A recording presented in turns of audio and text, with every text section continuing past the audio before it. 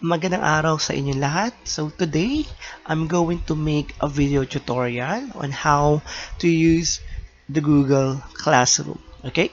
So kung bago pa lang kayo dito sa aking channel, alright, so don't forget to subscribe and like the video, comment, and share it to your friends. Okay? So let's start.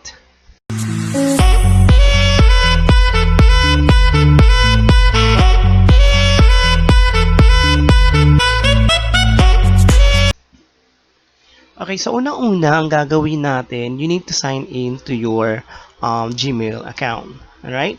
So, once naka-sign in na kayo sa Gmail account nyo, okay, so dito, makikita nyo yung Google Classroom. So, pindutin nyo lamang yan. Okay. Okay, ayun. So, halimbawa ako so I'm going to use this account. Ay, nasa Google Classroom na ako. So, first topic natin is how to create a classroom. Okay.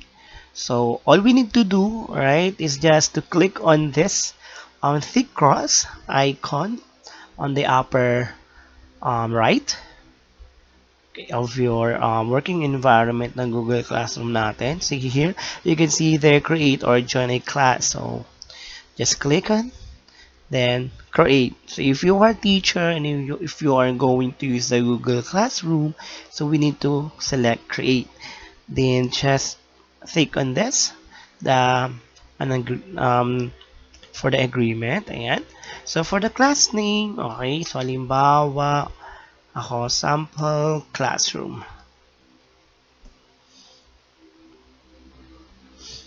Sample classroom. Okay. So, halimbawa dito section, Aristarchus. Right. Or dito din, pwede nyo na yung subject ilagay para mas madali. For example, empowerment, technology. Ayan. Aristarchus. Ayan sa subject. Wala naman masyado na tayo. M-Tech. Ayan. Room, like for example 101, pero hindi naman niya kailangan ng fill-upan pa. And then click create.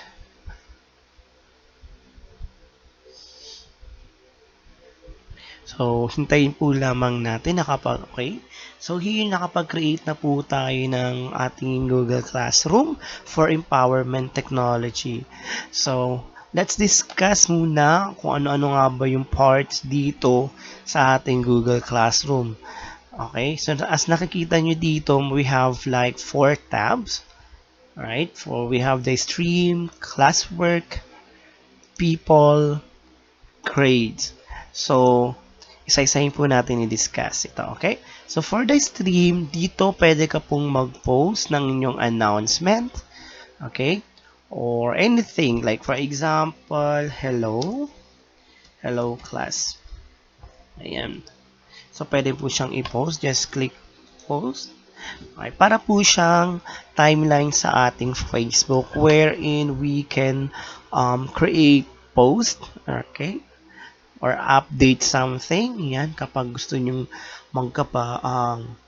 magbigay ng announcement, pwede siya or share something with your class. Okay? So, dito natin lahat makikita. At the same time, magkakaroon din dito ng something post kapag gumawa na tayo sa classwork. So, sa classwork naman, dito, pwede tayo mag-create ng assignment. Okay? Quiz assignment, questions, material, then we can also reuse post from the other Google Classroom kung parehas lang naman yung subject natin, so we can choose this. For the materials naman, here we can upload our PowerPoint for our lessons para at least they have access to it. Alright, and then questions, ayan, we can create questions kung gusto nyo lang. Ayan, click natin, ayan, tatanungin nyo sila, then you create. What else? Then quiz assignment, ayan, then assignment, and the topic. Okay. So, later pa natin siya i-discuss pa, okay? Then we have people. Here, makikita nyo yung estudyante nyo, kung sino-sino nga ba yung mga estudyante nyo dito. And here's the teachers. If you want to do a collab with your co-teachers, okay, you can invite them using this. Type in the email address of your co-teacher para ma-invite siya as a teacher as well for this Google Classroom or for this subject. Then sa students naman, here, there's two ways to invite our students. We can invite them via email, okay? Or we can give them the class code here. So ask them to join the class using this class code. Okay, yan sa people. Then sa grades naman, here, once we have our students and we put activities or assignments, so we can check, alright, or it will show here the grades of your students. Okay, so yan po yung ano niya. So, ganyan lang.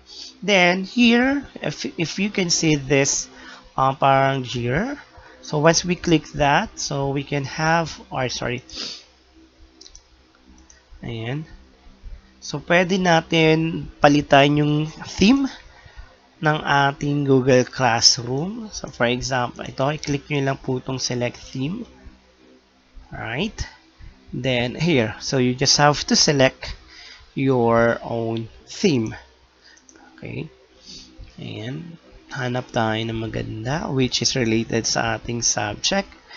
Maybe here. Ayan, pwede na to. Okay, then select a theme. So, magbabago na siya. There you go. So, napalitan na natin ang ating theme. Now, how to invite students. So, like for example, I'm going to invite my other email. Ayan, eto. Para maging estudyante ko. So, magkakaroon or mai-email si estudyante, okay, na may invitation from the teacher to join the Google Classroom. So, let's check on that. Oops, okay. Eto, ano na nga ba yun dito?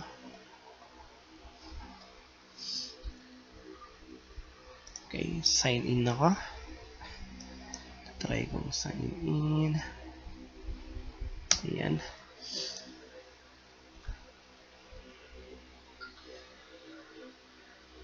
Para makita natin yung email. Okay.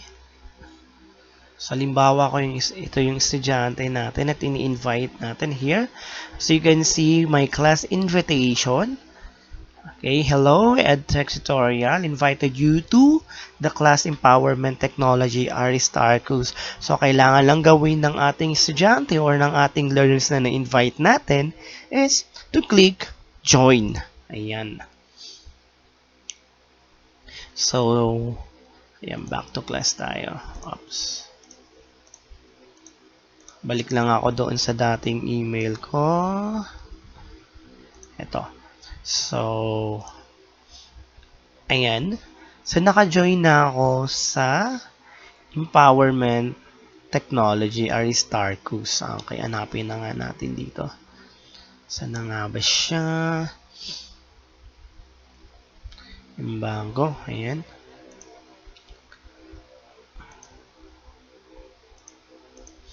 Okay, join pa tayo kasi ibang account yung... Okay, may hirap kapag madaming Gmail account.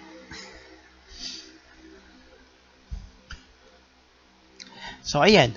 Alright, and next naman, again, yung pagbibigay ng class code, eto. So, kailangan mo lang ibigay sa estudyante itong code. So, sa estudyante, ang gagawin na lang niya, i-click din to doon sa Google Classroom niya, na join class.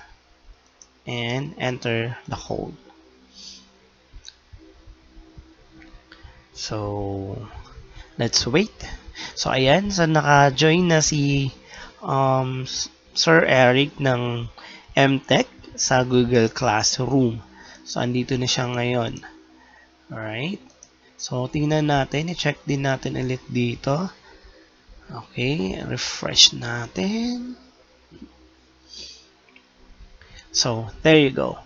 Ayan. So, naka-join na ako sa Google Classroom ng MTech. So, that's how you add students. Okay, again, there's two ways to add students. First, via email. If you know their email address, then you can just type in the email address and inform them to check the invitation from their email.